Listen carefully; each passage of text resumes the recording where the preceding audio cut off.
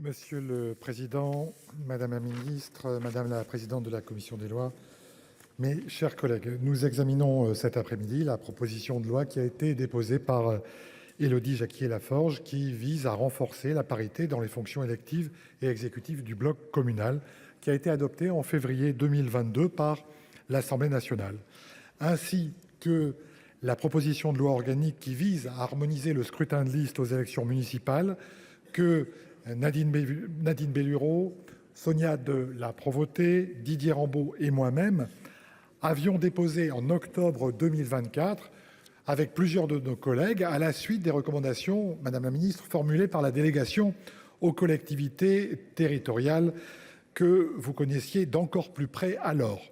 L'objectif premier de ces textes est simple, il s'agit d'étendre aux communes de moins de 1000 habitants le scrutin de liste que vous connaissez dans celles de plus de 1000 habitants. Proposition de loi après proposition de loi, mission d'information après mission d'information, le constat de la crise de l'engagement local s'est imposé avec force, en particulier dans les communes rurales. Cette crise, qui s'apparente d'ailleurs de plus en plus malheureusement à une tendance de fond, se traduit par un double phénomène que, mes chers collègues, vous connaissez toutes et tous. La diminution du nombre de candidats aux élections locales, d'une part, rappelons des chiffres éloquents, au premier tour des élections municipales en 2020, 106 communes ne disposaient d'aucun candidat. À l'issue du renouvellement général, 345 communes ne disposaient pas d'un conseil municipal complet. Ces chiffres sont nettement supérieurs à ceux qui avaient pu être observés en 2014. 74 communes étaient sans candidat à l'heure et 228 sans conseil municipal complet. D'autre part, le nombre de démissions en cours de mandat s'établit également à un niveau inédit. Au 7 février 2025, 2647 maires avaient démissionné de leur mandat, soit 7,6% des maires, les démissions étant plus importantes dans les communes de moins de 1000 que dans les autres. On recense également près de 30 000 démissions de conseillers municipaux à mi-mandat. Cette situation engendre pour les conseils municipaux des petites communes des difficultés de fonctionnement que chacun de nous ne connaît que trop bien. Les facteurs de crise des vocations électorales au niveau local sont, on le sait, multiples. En tête figure bien entendu la dégradation des conditions d'exercice des mandats locaux à laquelle nous avons tenté de répondre, notamment dans la loi portant sur le statut de l'élu qui sera bientôt discuté à l'Assemblée nationale. Nous sommes également convaincus que les modalités du scrutin municipal qui s'appliquent dans les communes de moins de 1000 habitants n'est pas sans lien avec la démobilisation constatée et avec les difficultés qui sont rencontrées. Vous le savez, historiquement, l'ensemble des communes étaient soumises depuis 1884 au scrutin de liste majoritaire à 2 tours. Progressivement, étape après étape, le scrutin de liste proportionnel sans panachage ni vote préférentiel a été étendu à une part croissante des communes. La dernière extension en date, nous la connaissons, elle remonte en 2013, le seuil étant alors passé de 3500 à 1000 habitants. En conséquence, les communes de moins de 1000 habitants sont désormais les seules à être soumises au scrutin majoritaire. On parle de 70% des communes françaises qui représentent 13% de notre population. Dans ce contexte, la proposition de loi d'Élodie Jacquier-Laforge, adoptée à l'Assemblée nationale il y a 3 ans, tente à franchir en fait la dernière étape, celle d'une généralisation de ce mode de scrutin paritaire pour les communes de moins de 1000 habitants. En parallèle, le texte a sorti cette extension de 3 adaptations réservées aux communes de moins de 1000 habitants. Tout d'abord, l'article 1er autorise le dépôt des listes incomplètes. Seraient ainsi permis les dépôts des listes qui comportent au moins 5 candidats dans les communes de moins de 100 habitants, au moins 9 candidats dans les communes qui comptent entre 100 et 499 habitants, au moins 11 candidats dans les communes qui comptent entre 500 et 999 habitants. Deuxième point, l'article 3 de cette proposition de loi étend aux communes de 500 à 999 habitants le bénéfice de cette fameuse présomption de complétude qui concerne en l'état du droit les seules communes de moins de 500 habitants.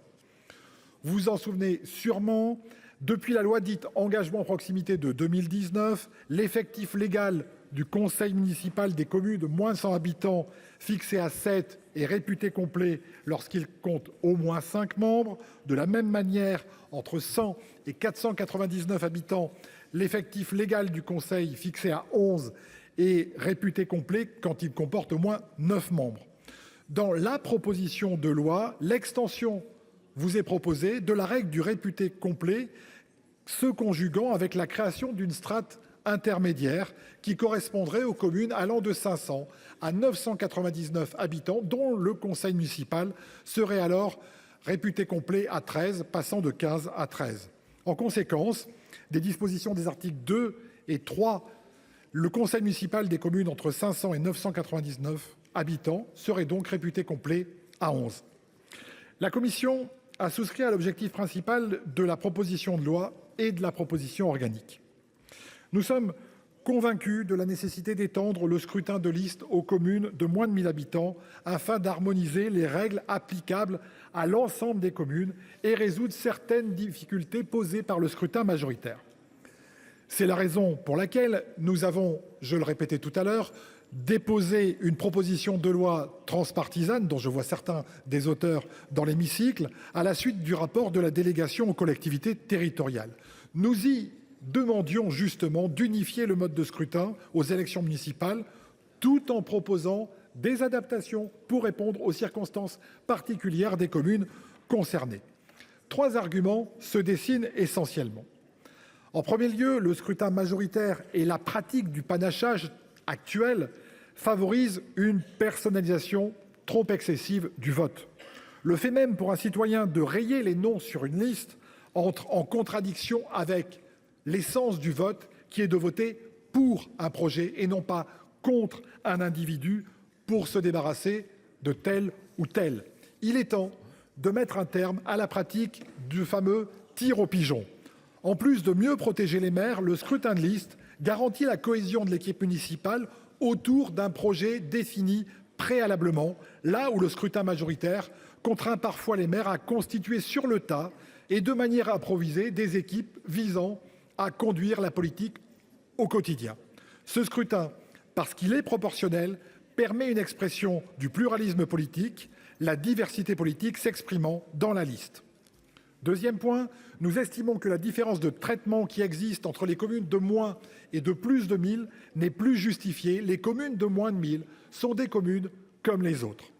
Troisième point, il semble difficilement concevable que les communes de 1000 habitants demeurent les seules à ne pas être concernées par le principe constitutionnel de parité. La part des femmes dans les conseils municipaux des communes de moins de 1000 habitants est inférieure de 10 points à celle des autres communes, 37% contre 48%. D'aucuns expriment la crainte qu'émergent dans certaines communes les moins peuplées des difficultés pour constituer ces listes paritaires. À cette préoccupation, nous répondons que le niveau d'engagement des femmes dans les petites communes de nos territoires n'est plus approuvé. Il suffit de rappeler que la proportion des maires femmes est supérieure de plus de 3 points dans les communes de moins de 1000 habitants par rapport aux autres communes.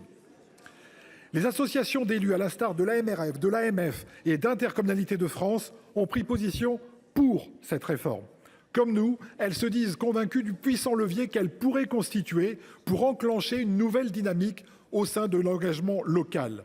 Il s'agit d'un enjeu de vitalité démocratique pour les prochaines élections. Enfin, s'agissant de l'entrée en vigueur des mesures proposées, on ne peut pas comprendre que cette réforme ne s'applique pas l'année prochaine. Le retard dans le calendrier d'examen du texte n'est pas sans lien avec les soubresauts politiques des derniers mois. Je vous rappelle que la proposition de loi a été adoptée par l'Assemblée nationale il y a 3 ans et que l'article 28 de la loi Engagement et proximité stipulait que, avant le 31 décembre 2021, les dispositions du code électoral relatives à l'élection des conseillers municipaux et communautaires seront modifiées pour étendre l'accès légal des femmes et des hommes aux fonctions électives. En tout état de cause, si le législateur a souhaité consacrer le principe de stabilité électorale, il a émis la possibilité d'y déroger au cas par cas. En l'espèce, cette dérogation nous paraît totalement justifiée. Je voudrais du reste rappeler que l'élargissement du scrutin de liste aux communes comptant entre 3 500 et 1 000 habitants a été acté par la loi de mai 2013 pour une entrée en vigueur lors des élections de mars 2014. Nous sommes donc dans une logique comparable. Je vous remercie. Monsieur le président, madame la ministre, madame, messieurs les rapporteurs, chers collègues, cette proposition de loi s'attaque à l'une des résistances structurelles et persistantes de notre démocratie, à savoir la différenciation des modes de scrutin. Je tiens, au nom du groupe socialiste et républicain, à saluer le travail accompli par nos deux collègues rapporteurs, Nadine Bellurot et Éric Kerrouche. Ce sujet nous a naturellement mobilisés de manière transpartisane,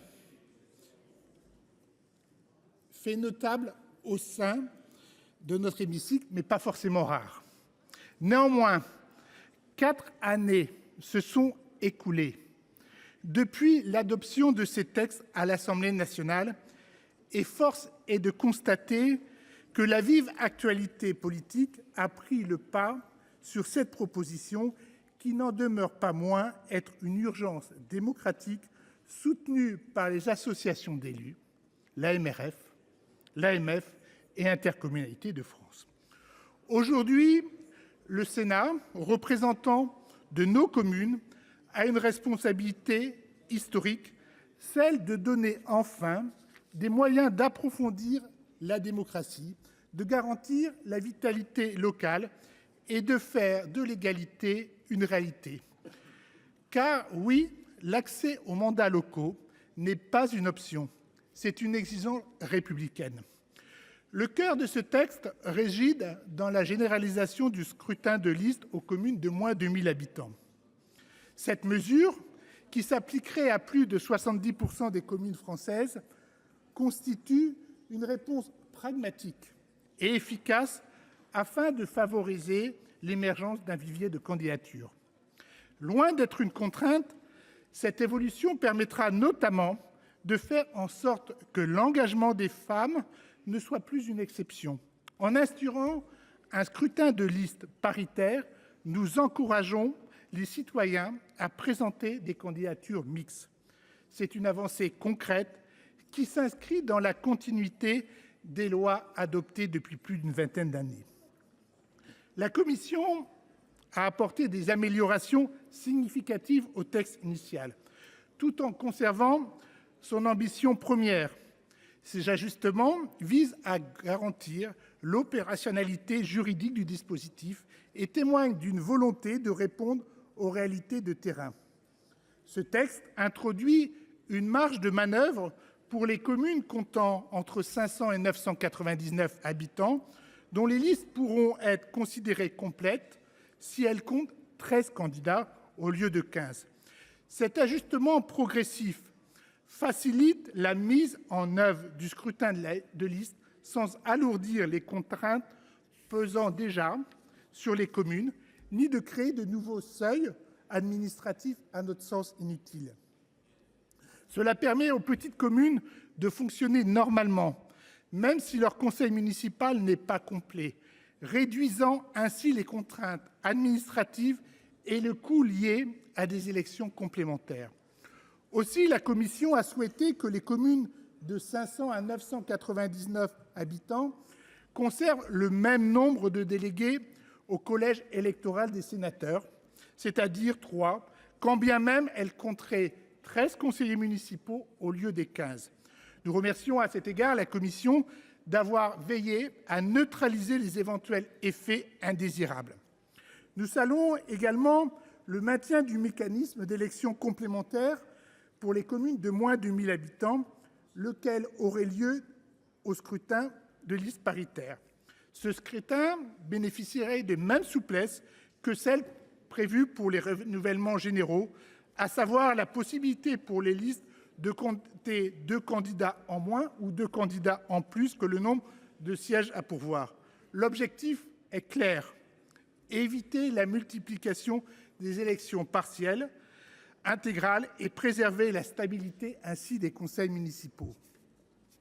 Toujours dans cette même logique d'adaptation et de diversité de nos communes, notre groupe a déposé un amendement visant à proroger le système dérogatoire relatif à l'effectif des conseils municipaux des communes nouvelles pour un second renouvellement général. Ce dispositif répond à une réalité simple. Les communes nouvelles, souvent issues de fusions récentes, ont besoin de temps pour trouver un équilibre et construire une dynamique ensemble collective. En attendant la période de transition, nous leur offrons ainsi la possibilité d'organiser pleinement, tout en garantissant une meilleure représentation des communes déléguées au sein des conseils municipaux.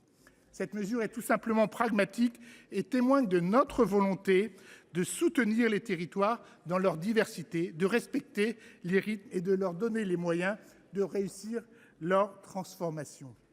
S'agissant de l'harmonisation du mode de désignation des adjoints au maire, l'application du scrutin de liste paritaire aux plus petites communes répond à l'ambition générale de ce texte.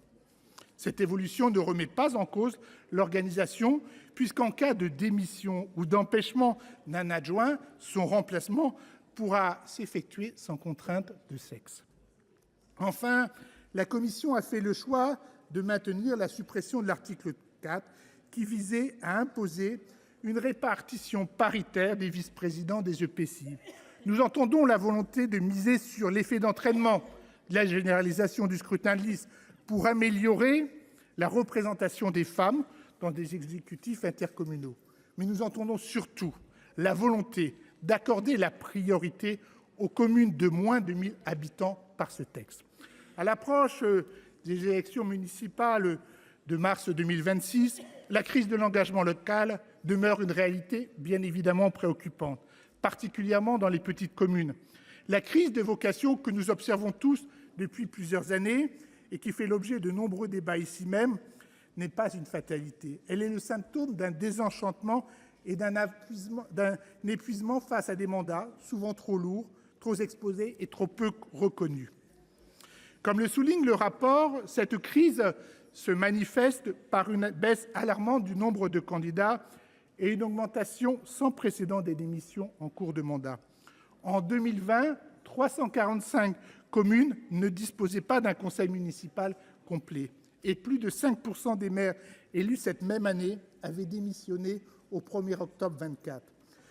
Ces chiffres illustrent une situation critique qui menace à la fois la stabilité, le fonctionnement des institutions locales et qui fragilise nos territoires. Face à cette réalité, il est urgent de redonner du sens à l'attractivité de l'engagement local. Ce texte, en généralisant le mode de scrutin paritaire dans les communes de moins de 1 000 habitants, s'inscrit dans cette perspective, portée par les associations d'élus et par les élus eux-mêmes largement. En effet, il est temps à renouveler en favorisant plus de diversité et plus d'équilibrité. En instaurant un scrutin de liste, nous encourageons la constitution d'équipes municipales plus soudées autour d'un même projet politique commun. Nous brisons ainsi le plafond de verre qui a empêché les femmes, souvent, de s'engager pleinement dans la vie politique locale, tout en mettant fin, mes chers collègues, aux tirs aux pigeons qui fragilisent souvent les maires et déstabilisent les conseils municipaux dans le temps. Pour toutes ces raisons, c'est avec conviction qu'il constitue une avancée majeure pour l'avenir de nos territoires et que le groupe auquel j'appartiens apportera son soutien au texte. Merci.